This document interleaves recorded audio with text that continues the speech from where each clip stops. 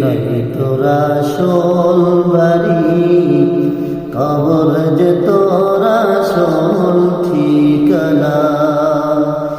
ও তুই এই দুনিয়ার মায়ায় পড়ে করছ